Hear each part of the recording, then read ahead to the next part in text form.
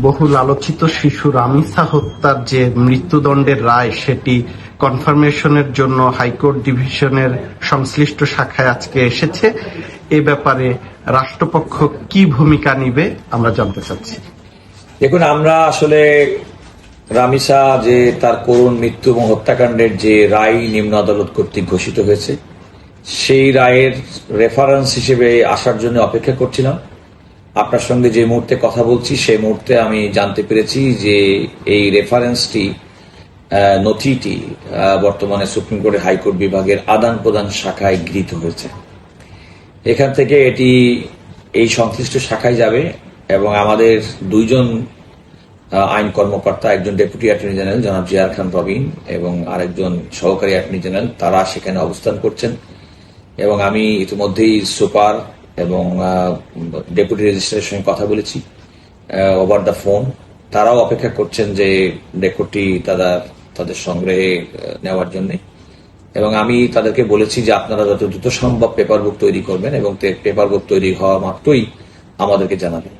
রাষ্ট্রের পক্ষ থেকে আমরা যতটুকু প্রস্তুতি গ্রহণ করেছি যে মুহূর্তে পেপার বুকটি হয়ে যাবে সেটি হচ্ছে এই সুপ্রিম কোর্টের সংশ্লিষ্ট শাখার কাজ।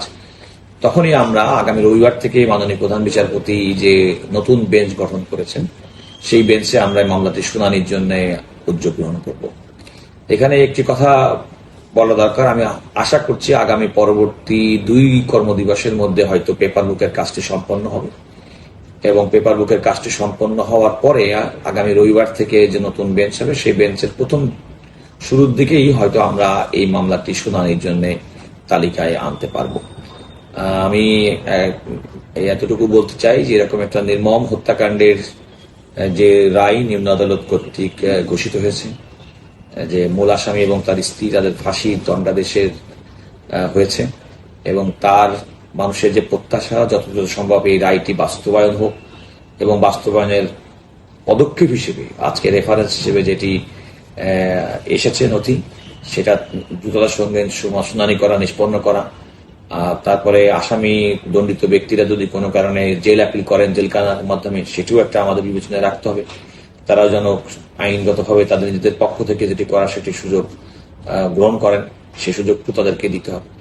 আমরা মনে করি যত দ্রুত সম্ভব এই মামলাটি আপিল শুনানির জন্য আনা এবং শুনানির মাধ্যমে আপিলটা নিষ্পত্তি করার পদক্ষেপ অ্যাটর্নি জেনারেল অফিসের পক্ষ থেকে গ্রহণ করা সম্ভব হবে। আমি আগেই বলেছি যে এই মামলার আপিল শুনানি যেটি সুপ্রিম কোর্টের হাইকোর্ট বিভাগে অনুষ্ঠিত হবে যে বেঞ্চে, আমাদের পক্ষ থেকে সুস্পষ্ট কথা যে আমরা কোনোদিন বিলম্ব ঘটাবো না, আমরা কোনো মুলতবি গ্রহণ করবো না, ইভেন কি একদিনের জন্য না। অর্থাৎ যে মুহূর্তে থেকে মামলাটির শুনানি শুরু হবে সেই মুহূর্ত থেকেই রাষ্ট্র এই মামলাটির শুনানি করবে এবং আমরা ইতিমধ্যেই আগেই জানিয়েছি যে অ্যাটর্নি জেনারেল অফিসের পক্ষ থেকে ডেডিকেটেড লয়ার আমরা সিলেক্ট করেছি যারা এই মামলাটি শুনানি করবেন এবং আমরা প্রত্যাশা করি যতদূর সম্ভব আপিলটি নিষ্পত্তির মাধ্যমে রায় কার্যকরের দিকে এগিয়ে যাবে।